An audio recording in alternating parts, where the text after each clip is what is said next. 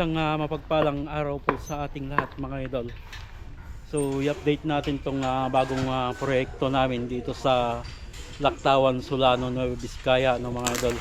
So kung hindi ako nagkakamali mga idol ay halos nasa na po kami dito. 7 weeks. Hindi po ako nagkakamali. 6 weeks or 7 weeks po.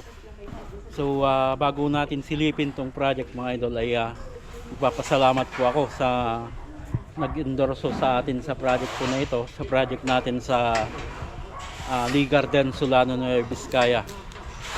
Then thank you so much mga idol sa may-ari po ng itong bahay sa tiwalang binigay po sa atin po. So silipin natin tong project. Yan, so home renovation itong bagong proyekto namin mga idol. Kung nais nyo pong makita mga idol yung kabuuan nito bago namin na i-renovate mga idol ay pasyalan nyo po yung aking main profile sa Marvin Gallego Calderon sa aking Facebook. Yan. So additional po ito, extension ng terrace. Then sa kabila, extension po ng kitchen. Then before mga idol, tatlo itong bintana dito. So ginawa na lang namin dalawa po. So i-update na lang natin ito mga idol. Kapag hindi na natin mababalikan pa yung before nito. Kung nais nyong makita, nandun po sa main profile ko sa Facebook. Then may kisame po ito dati na traditional ceiling na kahoy and then plywood po. Then siya nga pala mga idol, babaguhin din po itong bubong dito sa harapan. Yan. So sa ngayon mga idol, nakapagbatak na kami ng skin coat. Marami po kaming tinibag po dito mga idol. Then pinatuklap ko lahat yung sa tiles ng mga CR. Then may mga tinuklap din po kami na tiles, floor tiles. Then before may partition dito mga idol, natanggal na rin. Then sa ngayon ito na siya, nagkikisame na po sila. Ayan. So may kisame na rin po dito, room 1. Then nabatakan na ng skim coat, putty. Hindi po skim coat pala yung ginamit dito, masonry putty sa kapating compound. Ayan o.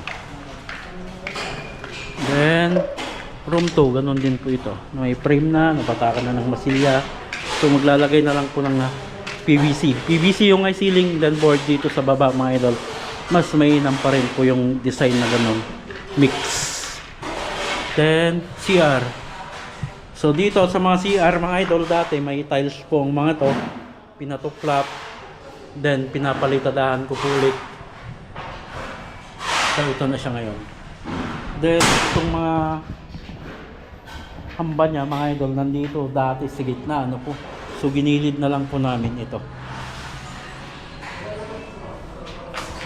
So pala, tagusan po ito. And then sa lahat po ng paikot ng bahay mga idol ay pinalitadahan din po namin Ito naman po yung room 3. Ayan may frame na rin. Ready for PVC installation. Same po dito. Binaklas namin yung tiles. Wall tiles sa floor tiles. Then pagkatapos ng tibagan, pagkatapos ng alikabok, pumasok na ating mga pinto.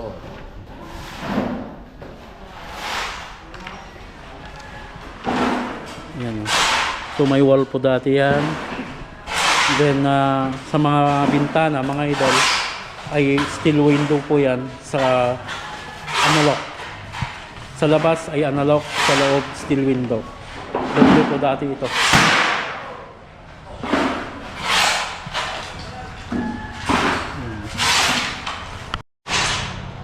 Yun mga par, so yan po yung aming bagong proyekto po dito sa Lactawan, Solano, Nueva Vizcaya. So inuulit ko mga idol, thank you so much sa may-ari sa nitong bahay at sa tiwalang na binigay sa amin. Ano po. Thank you so much, madam. God bless you po and God bless your home.